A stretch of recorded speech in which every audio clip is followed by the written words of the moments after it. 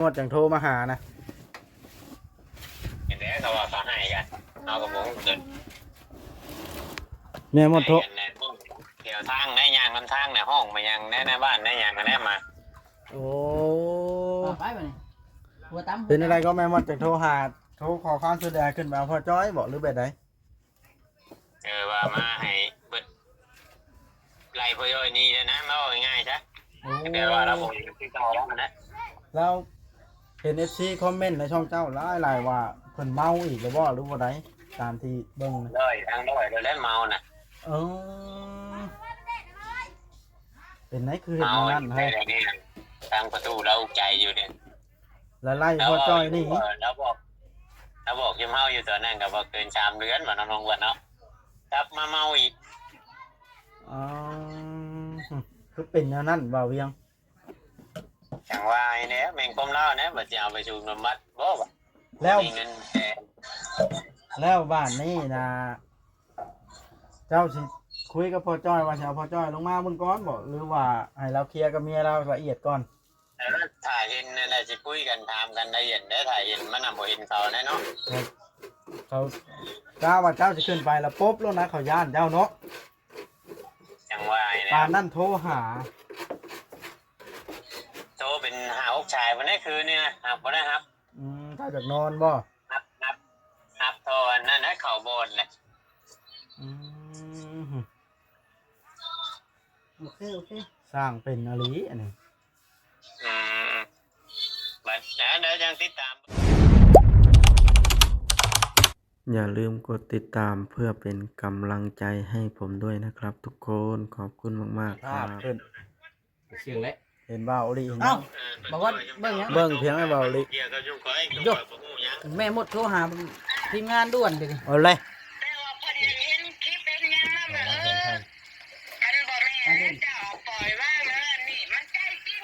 เอาแล้วอย่างนี้ต้องไปถามน้องแต่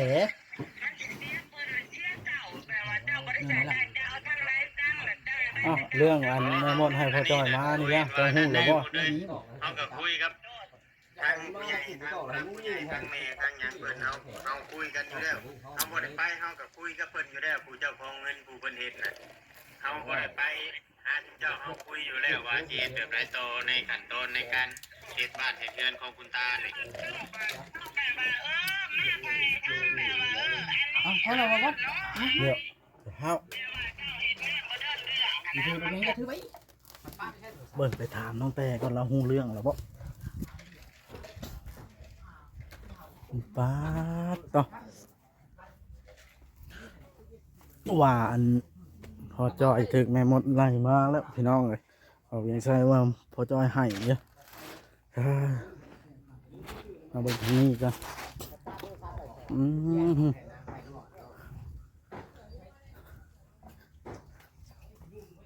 กินข้าวแล้วแล้วก็เป็นได้อันนี้กินข้าวเด้อกินข้าวนำกันมาเดี๋ยวจะชอบมาบอสมาเอามาสบายดีกินน้ำเปล่าเราแอนชื่อมาชื่อบอกกินว่าบ่ได้เฮ็ดน้องๆคนอิ่มเขาก็ดีใจได้โอ้คอยว่าจะมากินน้ำเจ้าของบ่ซื้อมายังบ่กินคอยให้บ่กินแล้วซะก็ยอกคอยยังบ่ทันอยากค่อยก็บ่ได้อยากไปถ่าไปกินน้ำเจ้าถามมากินน้ำค่อยว้าวไปทั่วให้บัดนี้ตำมักแตงได้ตำมักแตงก็กินว่าชงก็คำใหญ่แท้นี่หิวแห้งบ่ให้มันอ้วนอ้วนคือกินคือบ่บ่แห้งนี่เนาะว่าแล้วปล่อยบ่ได้คำใหญ่จักเทื่อได้บ่แม่นบ่รู้ได้เนาะแต่เคยกินไปซั่นจ้ะพออยากกินน้ำอ้วนของอ้วนบ่มีแนวสิถามน้องแต่นี่เราเห็นแล้วบ่อันนี้นะคลิปนี้นะนี่คลิปที่ว่าพ่อจ้อยแม่หมดไล่มานี่แหละฮะน้องบอยไปใช้น้องแต่อ้าวรับเฉยบาทเนี่ย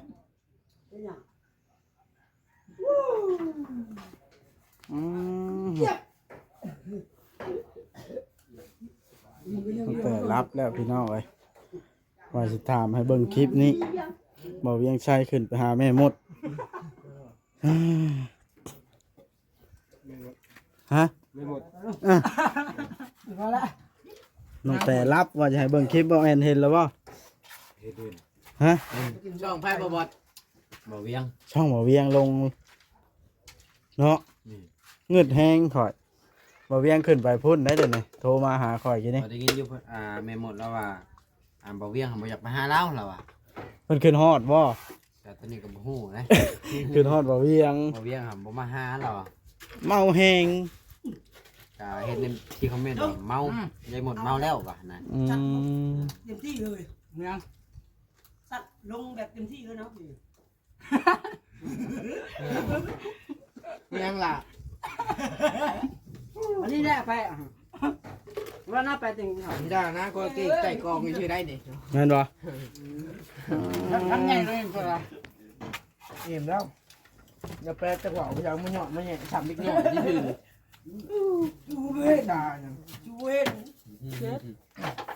บานาเอาสิเบิ่งดิไม่ยังบ่แบบพี่เนาะนั่งตัวนึงบ่ได้นี่ก็ จะบวชเนาะ จงว่าบ่แอนบ่ช่วยนี่ ว่าบ่แอนเด้อ เอาแล้วบ่าวแอนเจ้าคือเฮ็ดแนวนี้นะ คอยกินข้าวเขามาแกนี่ เจ้าจะให้เขากินบ่นี่น้ำสไปร์บ่ น้ำซื่อนี่แหละ น้ำละละเอาแล้ว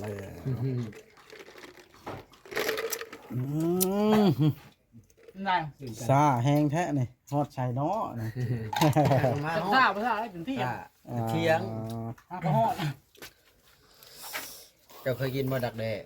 บ่ฮู้ได้รักแด้มันยังเป็นรักแด้ นางก็คูณเด้ เรา โอ้นางดวง นางดวงก็ว่านางดวงรักแด้มาได้สิได้ ดังร่วม อ่า ดักเด้ อ่า ดูกันนางดู เอาโทรศัพท์ไปส่งเบาลีก่อนเด้อ เอ้ยนี่ ว่าสิมาให้น้องแต่เบิ่งคลิปนี้ย่านเราบ่ทันเห็นโทรหาพ่อเบิ่งสิดอกอ่า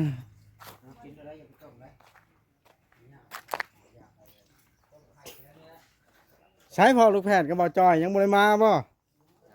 เดินทางสบายดี เอาลุงคำดีคือเฮ็ดคักแท้นี่ลุงคำดีคือเฮ็ดคักแท้นี่ คักแล้ว เฮ็ดให้ไผก็ ทักแล้ว เอา ไปว่าจะมาไปหาที่กินนะ หาซื้อเอาบานประตูบ่อยู่ไสอ่ะน่ะเซโนพุ เอาไปจ่ายนี่ อยู่ไสซะในแถวอันบางข้างนี่เอ่อ มาตีกีตาร์ดิใส่นะสวายอย่าลืมด้วยชื่อเลยนะสกอตนะเนาะ สกอตอันขาวเนาะ บอกว่ามันติดขอบประตูพุ่นละเห็นบอกเป็นตัวเฮ็ดนะ บ่แล้วเฮาบ่ทันได้ทานำ เอาบ่ จักแล้วเจ้าละทานี่เราบ่มีสกอตมื้อนั้นเด้ต้องซื้อสกอตบ่จังละเอียดช่างเวียงต้องซื้อสกอตบ่จังละเอียด โอ้มันจังบ่ติด อืมอืม จะก่อยน้ำมันอีกแล้วเพียง พี่น้องเอ้ย ไอ้น้ำมันออกมากี่ก็ได้ เอาแล้วพี่น้องเอ้ยบ่เป็นไสขึ้นพุ่นบ่โทรหาบ่เป็นไสดูเบาลิโทรหาบ่เป็นไสนี่เอ้ยฮ้อนแท้นี่ถามเลยล่ะถามเบิ่งเป็นไดเห็นแล้วบ่พอจอยก็มีหมด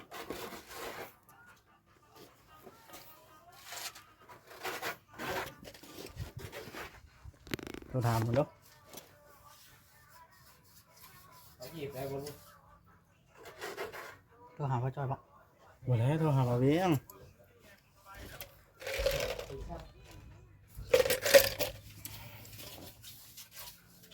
ตัวหาแล้วยัง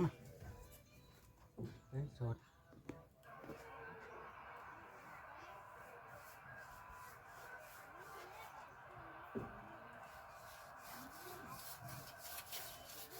ดุดไหม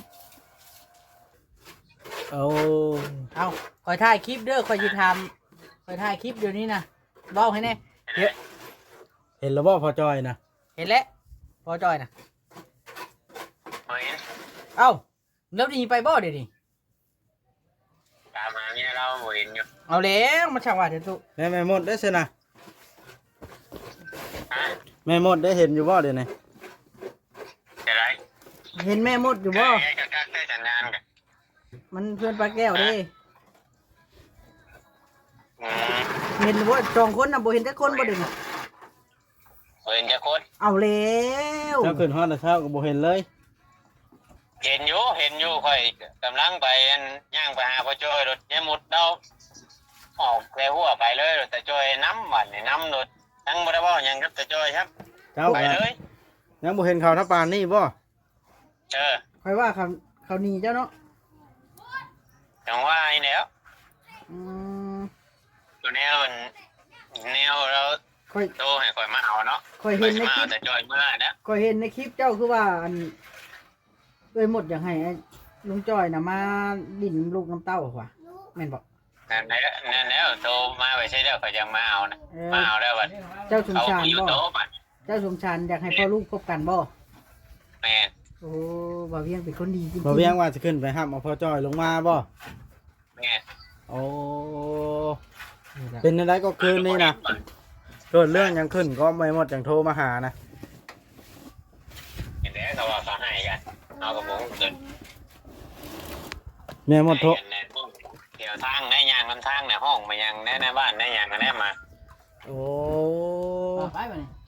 หัวตั้ม เป็นอะไรก็แม่หมดจากโทรหาโทรขอความช่วยเหลือขึ้นไปเอาพ่อจ้อยบอกหรือแบบไหน ว่ามาให้เบิดไล่พ่อย่อยนี่นะมาเอาง่ายๆใช่ โอ้ เดี๋ยวว่าเราบอกที่ต่อแล้วมันนะ แล้วเห็น FC คอมเมนต์ในช่องเจ้าหลายๆว่าเพิ่นเมาอีกหรือบ่หรือว่าใดตามที่เบิ่งนะ เลยทางเลยเราเล่นเมาน่ะ เอ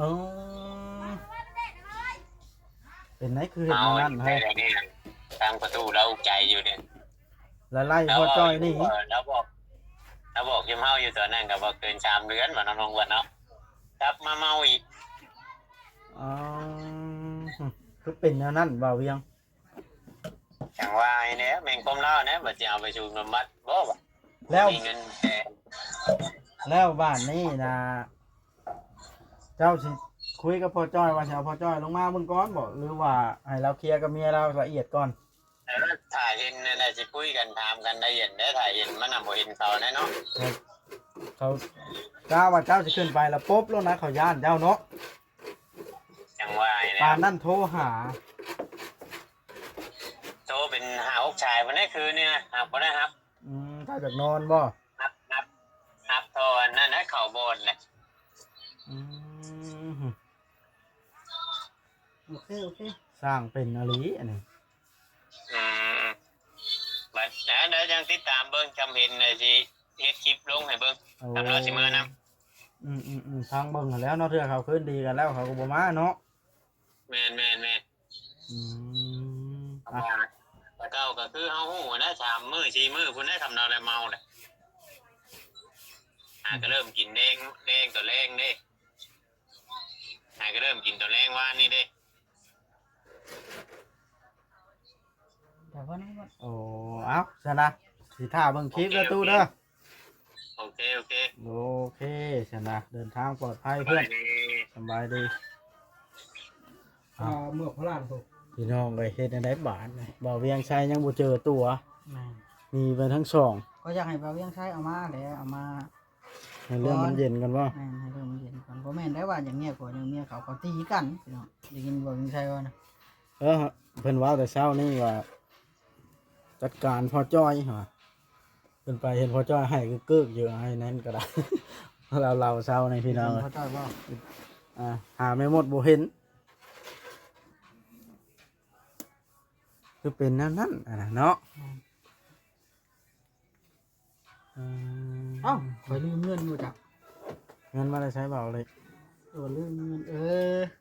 ลืม เงินมาได้ใช้นะมันหลายแท้น่ะ นับก็ได้ อ๋อนับมึงดู 1 2 3 4 5 6 7 8 9 10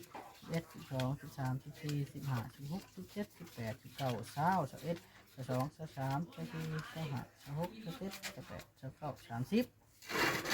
31 32 33 34 35 36 37 38 39 40 41 42 43 44 45 46 47 48 49 50 51 52 53 54 55 56 57 58 59 60นี่นี่ 6 ล้านบ่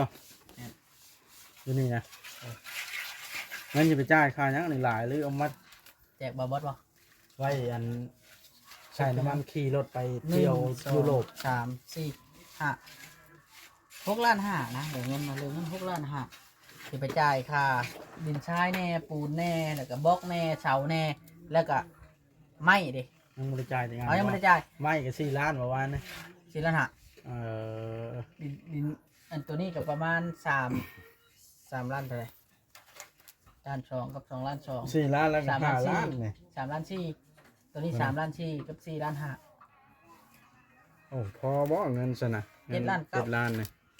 6 ล้าน เพราะว่าเจ็ดทั้งตัวนี้หรือบ่ฮอดซ้ำ บ่พอฉันก็บ่ให้แม่เพิ่นฝากมาอีกมื้อเช้านี้แม่เพิ่นพามาอีก10 ล้านพามาแล้ว แล้วเขามาซื้ออันไม้พาไม้เชื้อราเชื้อหยังค่ะกับจังกะสีกับเบิด9,000กับ6 ล้านปลาย เอาเบิด9,000พุ่นบ่สังกะสีได้นะ จังกะสีแล้วก็ไม้เชื้อราพร้อมเด้แล้วก็กับมีตะปูตะปีไปใช่ไหม 8,000 ปลายนะชาวนิบินนะแล้วล่ะอันเพิ่มตะปูเข้าไปตะปูตัวเลยที่เอาเงินตัวนั้นแน่แล้วไปใช้หนี้พร้อมว่ามันเงินน่ะมันเบิดทำไรเขาก็บอกเพิ่นมันเด็กขนาดคืออันนี้นั่นแหละเขาบินนะเขาแจ้งได้แต่ตัวมันใหญ่ๆพอแต่ตัวน้อยเขาแจ้งบ่ได้ตัวM100ไปนี่นะ เอาแบบซื้อM100น้ำเย็นนี่เนาะ เช้านี้ก็ซื้อน้ำแข็งเนาะน้ำแข็งแน่แล้วก็ซื้อM100สร้างแน่ครับ เอาใจายเงินเลยแล้วกัน7 ล้านอยู่นี่7 ล้าน 6 ล้านหา โอ้อ๋อ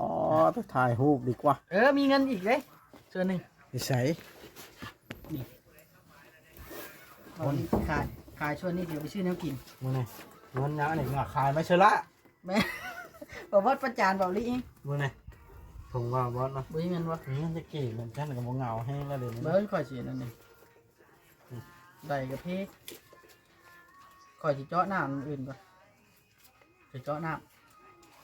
ปั่น แปลง ก็ บ่ได้ ร้อยหนึงบ่ได้ติดธงนะ ำ2 4 6 7บอกเขาเกี่ยวกับจ่ายค่าไม่เชล่าดิเงินขายไม่เชล่าได้700พี่น้อง ขายจ่ายค่าไม่เชละอีก แม่นขายเอาทุน อันนี้ก็เขาขายบริแมนได้ว่าเขาบอกขออนุญาตเพิ่นนะเพราะว่าเพิ่นอนุญาตแล้ว ขาย ขาย เพ เอา ราะ มา ว่า เห็ด บ่ เพิ่ เห็ น นเราบ่พอเนาะ แม่นเอาให้หมู่คู่แล้ว บ่เห็นเราบ่พอ แทนที่ ตับนึงล่ะว่าจะเทินไปซื้อมันก็บ่มีรถไปซื้อแล้วก็ให้เขามาส่งเขาก็บ่มาแล้วตาเปี่ยวเนาะ แม่นหมู่แทนทุนเอาบัดนี้นะ ก็ดีแล้วเฮาผัดบ่ได้ใช้สีนั้นอยู่แล้ว แม่นแล้ว สีเทาตัวน่ะ ไปบัดนี้เข้าไปนะ ไปซื้อวงกบบ่ แม่นวงกบแล้วก็บานประตู อ๋อคันชั้นก็สิได้จบคลิปเสร็จไดของเว้านี่เนาะ แม่นแล้ว ยืดยาว ช่าง เติ จากเบิ่งเงินอีกบัด เท่าไรช่างอยากเบิ่งเงิน ตู้ นะ ละ2 ล้านเนาะ เบิ่งในนี้กระดก แม่นเพิ่น ช่าง จะ เวี เมื่ ย อง ใช้นี้ สิถามช่างเวียงอยู่ ช่าง นะ เวียงบ่ได้เบิกได้ช่างเวียง โอ้ เพิ่นจะเมื่อใช้นี้ เฮ็ดเฮือนนี่ได้ผู้เท่าใดก็กำหนดให้เพิ่นน่ะ คนละ5 ล้าน เบิกจักเทื่อแล้ว เดี๋ยวนี้นะวะ อ่า สร้างดีล้านห้า ฮะแม่นหยังบาทนะ น้องแต่หรือว่าเจ้าบ่ได้ขึ้น ฮะมาแล้วเห็นรับอยู่อ่านก็ลงมาแล้ว ว่าจะให้เบิ่งคลิป ไอ้วัด ฮะ ช่างโต๊ะล้านหนึ่งช่างดีล้านห้าช่างเวียงล้านหนึ่งเบิกแล้ว สร้างต่อนะเบิ่งล้านหนึงแล้ว อ่า มานี่สิเบิ่งอีก2 ล้าน สิเบิกอีกสองแล้วรถเพิ่นเพเพิ่นว่านะ เอาแล้วประเทศ บ่ เพิ่น แล้วติด แล้ว แล้วติดหนี่น้อง แล้ แล้ว วล้านหนึ่งน้อยต่อเราต้องมาใช้หนี่น้องแล้วละมื้อนี้เงินต้องให้เพิ่นเบิกนะ4 ล้านช่างเวียงบ่ให้เบิกช่างเวียงเพราะว่าเบาหลียังบ่มีเงินในถุง สั่งเวียงเทื่อแล้วจะซื้อขนมให้ลูกแล้วได้ซะบ่ให้เราเบิ่งจะได้มาคอยกับเบิ่งแน่ซะนะ บ่บ่บ่ได้เฮ็ดเวียกครับได้เฮ็ดอยู่ เอาบานประตูไผสติดเนาะท่าน เอ ก็ อใจเย็นทีมงานเฮานะ มันว่า เฮ็ดรับจ้าง บ่ นะ เฮ็ดเวียกมันก็ยอมแล้ว บ่บดยอมแล้ว โย เจ้าเฮ็ดเพียงเดี๋ยวนี้อะจะถ่ายคลิปใช่ปะ ถ่ายคลิป โอ้ ถ่าย ย คลิปเบิกเงิน เมื่อยบ่บดดิไปโทรหาป้าจ้อยเลยดีกว่าได้นี่จ้ะเด้อ โทร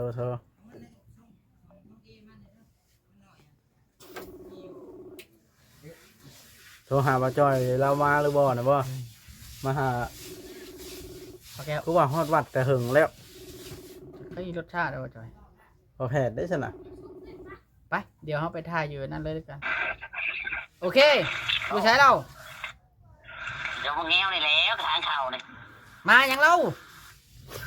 มากินข้าวเลย เอาแล้ว มาถ่ายสิ่งช่วยทางเวียงแล้วว่ะหมู่ถ่ายคลิปอยู่เนาะ อ่า ด้านหัวอยากให้กันมาว่าอย่างนี้นะ โดยเบาหยอกโอเคโอเคไป จบคลิปสามีได้ใช่ไหม ไ